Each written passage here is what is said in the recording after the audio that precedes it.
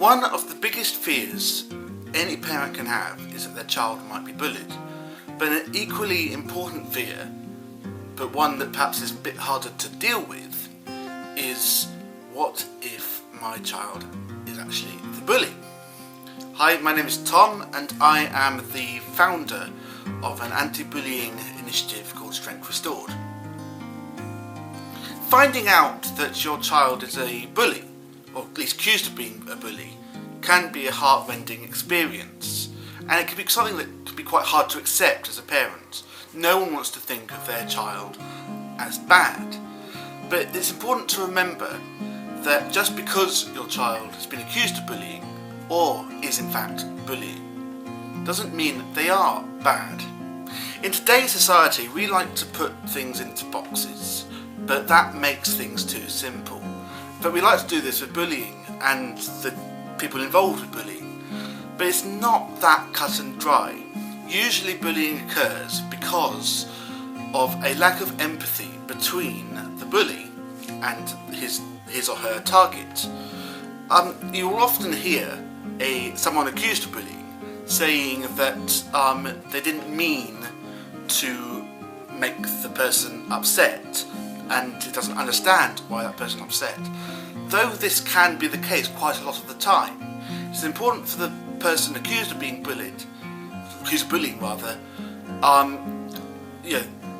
to understand why that person has got upset. There could be reasons beyond their control, but it is important that the person understands it, but also understands the role they may have played, even if it wasn't deliberate in making that person upset. What I'd like to do now is go through some pointers that I think will help you as parents to tackle the behaviour in your child if they have been accused as bullying.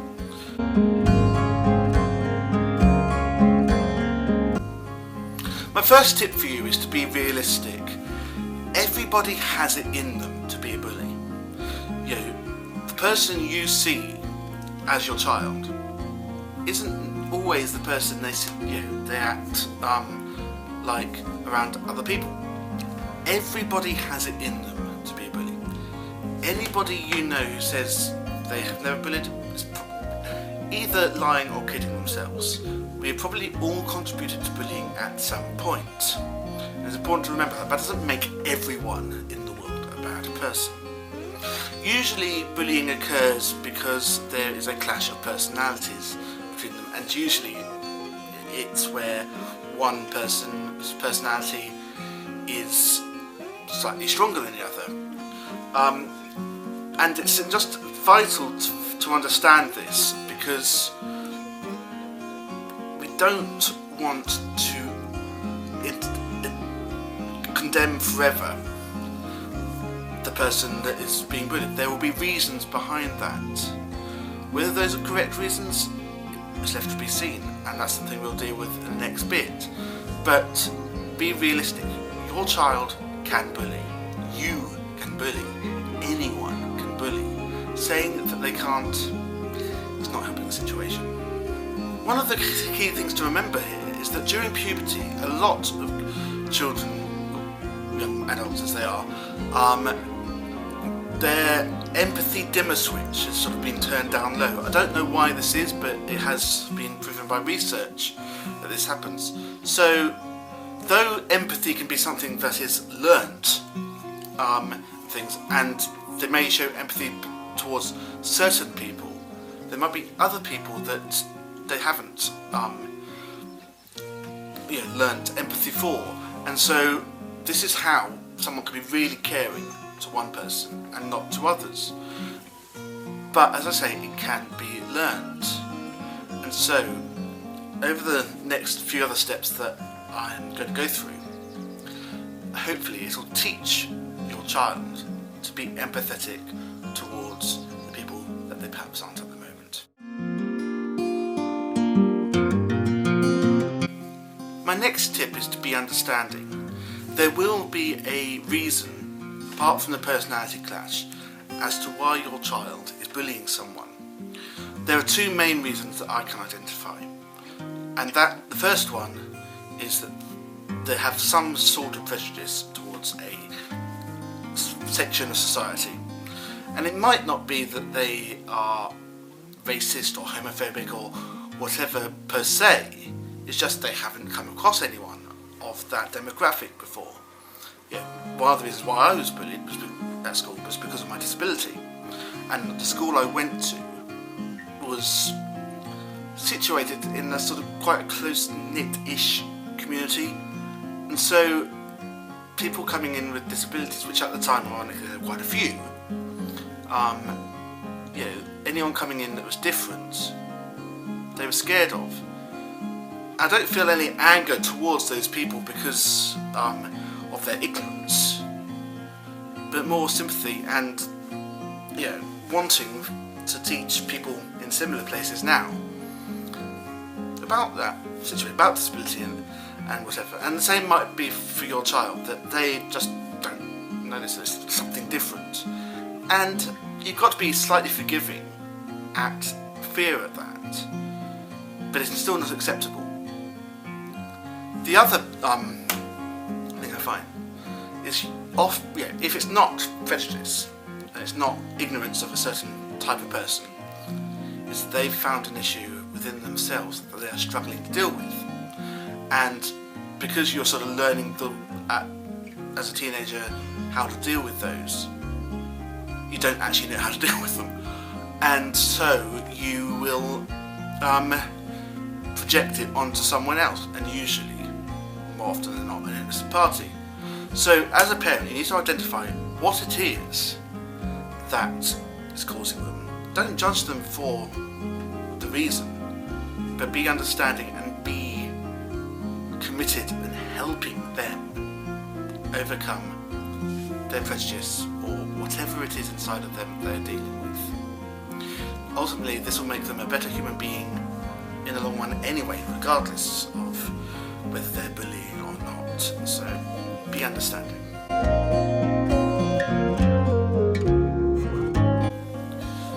When you have found out what it is that is causing them to be being a bully, be creative in how you deal with it. What you want to be able to do is encourage the good side of your child and discourage the side that has cropped up, in this case of bullying.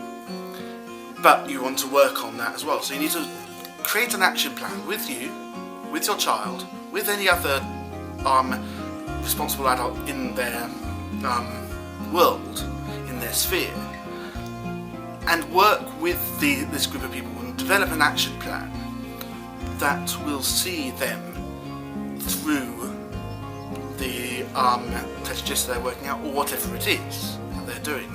I can't give specific advice on that because that's specific to you. But perhaps an example would be what I've just discussed about with the people with disability. Get them to go to a place where they're helping people with disabilities, so they get some understanding of what it's like to live with a disability and things like that. But it's very much, it needs to be very, very tailor-made to your child. It is important, however, to make sure that this isn't perceived as a punishment, because as I say, this is something where you want to be encouraging stuff out of them. Now, I'll get onto punishment properly in a bit, but this is the sort of restorative part of the process. It's not the punishment part, and it's key that you remember that these are separate.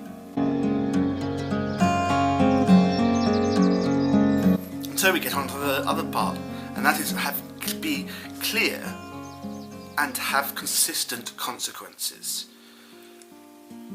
As I want to separate this from the restoration part, but there has to be a punishment part. They have to understand that what they have done is wrong.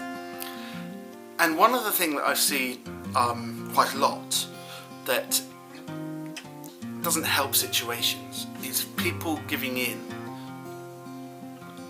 when punishment doesn't seem to work.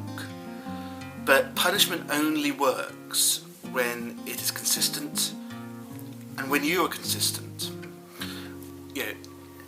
It's like if you say you're not allowed sweets until after tea, but then kicking up a fuss at them so much that you just give them the sweets. That's reinforcing something that it shouldn't be reinforced. And the same goes for severe behavioural issues or whatever, as some people may perceive bullying to be. And it's just, you ultimately want to get that behaviour out of their system completely. And the only way you can do that, and it's not easy, and it's going to be hard, because there's going to be resistance to it. But you've got to accept that resistance is going to come. And giving in, because there is resistance, is not going to help, and might make matters worse, because they think, well, actually I can still do it, and things. So just be consistent, be clear what is punishment and what is restoration. Don't use the term restoration for them, but things. But be very careful with how you punish as well, because I shared online recently a case where some parents put their child into a boxing ring with a pro boxer to get them to stop bullying. Now the problem is with this, that's humiliation, and effectively bullying is humiliation. And so if you have a punishment that humiliates your child, you're just reinforcing the behaviour that they're perhaps showing to other people. And so it's to make sure that they know what is right and wrong, but pinpoint what they've been doing which is wrong, if that makes sense at all.